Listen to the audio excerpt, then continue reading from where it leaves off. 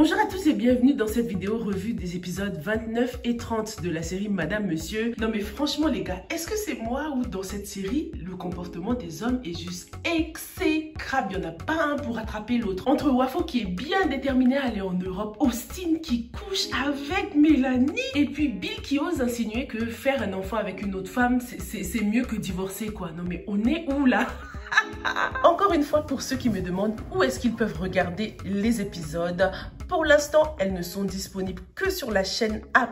Mais vous inquiétez pas, la série arrive très bientôt sur YouTube, hein, sur la chaîne de Cinaf, ok? C-I-N-A-F. Donc, n'hésitez pas à aller vous abonner là-bas parce que ça ne va pas tarder à tomber. Pour l'instant, en tout cas, vous pouvez acheter les 8 premiers épisodes sur le site de Cinaf. Donc, si vous êtes vraiment pressé de regarder, allez sur leur site. Mais si vous êtes prêt à patienter quelques mois, les épisodes seront bientôt disponibles sur leur chaîne YouTube. Hein. En tout cas, il y a déjà presque toute la première saison sur leur chaîne. Commençons déjà avec cette affaire de Wafo. On observe dans cet épisode que Wafo a obtenu des papiers qui prouvent que Eliane a avorté. Ce qui insinue que lorsqu'il l'a frappée là la dernière fois, elle a perdu le bébé encore une fois les gars. Dommage, on l'a pas encore vu, hein. On nous l'a pas montré dans cet épisode, mais Eliane doit être dans un état. Elle est sûrement hospitalisée ou un truc comme ça et du coup ce sont les médecins qui ont passé les papiers à Wafo. Qu'est-ce que t'en penses? C'est pas possible d'être aussi inconscient quoi. Wafo veut quitter le pays à tout prix avec sa rose écarlate. Franchement, ça sent la prison à vie là pour Wafo. Je suis super inquiète pour Eliane. J'espère juste qu'elle ne va pas perdre la vie. Ce sera tellement dommage pour elle après tout ce qu'elle a traversé. Et on sera encore une fois face à un cas de féminicide. Faut vraiment qu'on ouvre les yeux et qu'on arrête de banaliser la violence conjugale. En tout cas, espérons que la Go de France ne va pas se faire avoir encore une fois. Comme elle a des soupçons, comme elle a l'impression qu'il y a quelque chose qui cloche, elle devrait grave se rapprocher auprès d'Eliane hein, pour lui demander ce qui s'est réellement passé avec ce bébé. Les mecs comme Wafo sont clairement des dangers pour la société. Hein. Il faut les enfermer. Et il faut aussi que les femmes apprennent à ouvrir les yeux, quoi. Qu'est-ce qu'il fout déjà sur ton lit? Tu veux quel genre de preuve pour comprendre que c'est un bandit, ce mec?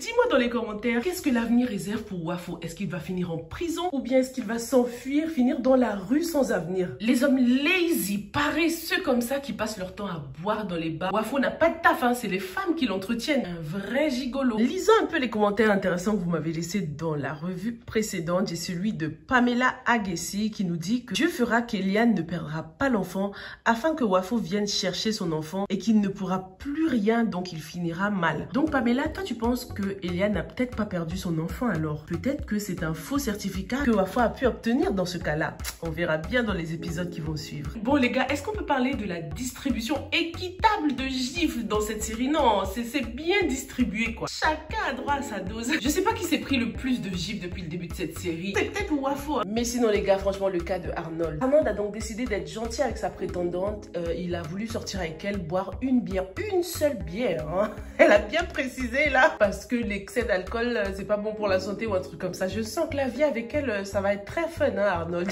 Déjà la première erreur de Arnold a été de décider de sortir avec cette fille. Je sais que ça doit pas être évident pour lui. Il a la pression. Mais en fait sortir avec elle, c'est lui donner de l'espoir. Lui faire croire que entre vous, au bout d'un moment, l'amour finira par venir, quoi. Ensuite, la gifle, là. Dites-moi ce que vous en pensez, mais je trouve une gifle tellement humiliante. Quand tu gifles quelqu'un, elle se sent bête, humiliée. C'est pour ça que la réaction immédiate, c'est de chercher à rendre la gifle, quoi. Lorsque c'est une femme qui gifle un mec, ça passe encore. Mais lorsque c'est un mec qui le fait, ça fait mal. Ah, j'ai eu mal pour la fille, hein, quand Arnold l'a giflé comme ça. Puis elle aussi, est-ce que c'était la peine de rendre la gifle à ce monsieur, ce gentil gentleman comme ça?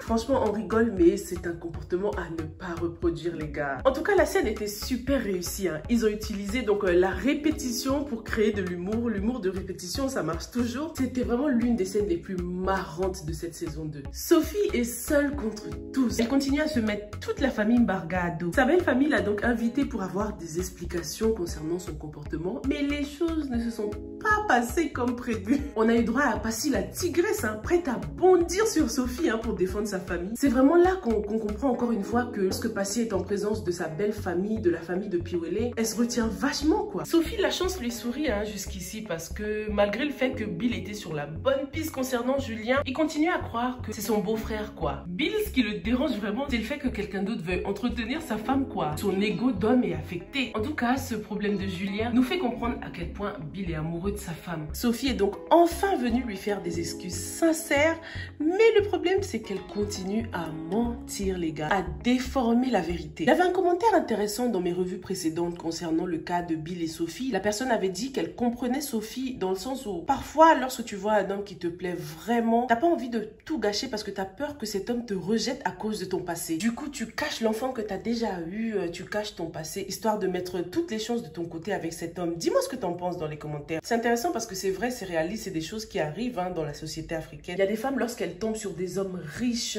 qui ont un statut élevé dans la société, elles pensent qu'elles vont tout gâcher, entre guillemets, si le mec découvre qu'elles ont déjà eu un enfant, quoi. Alors, Austin, non, lui, il a remporté le prix de l'homme le plus stupide de la série.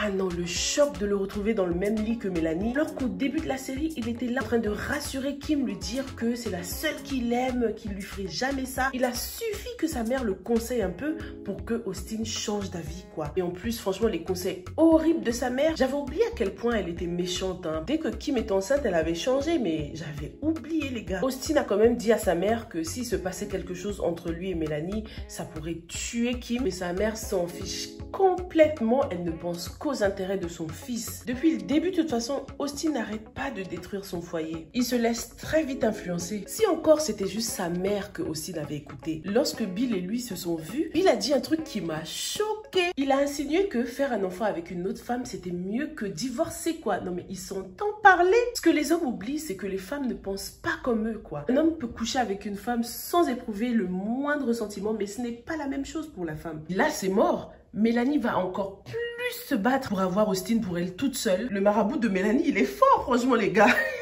J'en connais une qui va pas être contente, ça va être la guerre entre Mélanie et Kindy. Pendant ce temps, en tout cas, ça se passe très bien entre Paul et Kim. Il est très stratège, Paul. Il y va doucement, tranquillement. Il veut pas la brusquer. Paul, il fait de la psychologie inversée. Il finira par faire en sorte que ce soit Kim qui ait tant besoin de lui, quoi. Jean-Marie, le pointeur de maman Hélène, a dit non au mariage entre Karine et Piwele. Jean-Marie, il a pensé à ses intérêts à lui. Il a préféré détruire le bonheur de sa fille que d'avoir des problèmes avec Hélène. Dites-moi vous, est-ce que vous pensez que les histoires entre les parents devraient avoir un impact sur les enfants? Bon, là, dans le cas de Piwele et Karine, ça nous arrange carrément. C'est ce qu'on appelle un bon petit karma. La relation est condamnée à l'échec. Piwele a donc annoncé la nouvelle à sa famille. Ah là là, ils ont pas encore compris ce qui est sur le point de leur tomber dessus là. D'ailleurs, chapeau à l'actrice qui interprète le rôle de la mère de Piwele, qui a continué à jouer malgré le fait que sa boucle d'oreille était tombée. Elle était vraiment en mode show must go on. Vu que Piwele a envie de se marier coûte que coûte, est-ce que tu penses qu'il réussira réellement à convaincre Karine de se marier sans le consentement de son père? On a vu dans l'extrait des épisodes qui vont suivre qu'il était en train de parler de cette option. Dis-moi si tu penses que Karine en serait capable. On a le commentaire de Makesh qui nous donne son avis concernant la situation de Passy. Ce n'est pas de la faute de Passy. Son mari, là, m'énerve. Il prend toutes les décisions à la hâte. Zéro réflexion. À aucun moment, il n'a essayé d'écouter la version de sa femme, mais il avait déjà pris sa décision de relancer le divorce. J'ai hâte que tout se retourne contre lui, je te jure. T'as raison. Le défaut de Piwele, c'est que ce n'est pas un mari réfléchi, quoi. Il est trop impulsif quand il prend ses décisions. Il veut tout le temps faire les choses vite, vite, vite. Bam, divorce, bam, mariage. Enfin, tous ceux qui prennent des décisions irréfléchies finissent par le regretter. Merci beaucoup pour vos jolis petits commentaires, les gars. On se retrouve dans la prochaine revue, ok? Stay safe and stay blessed. Bye!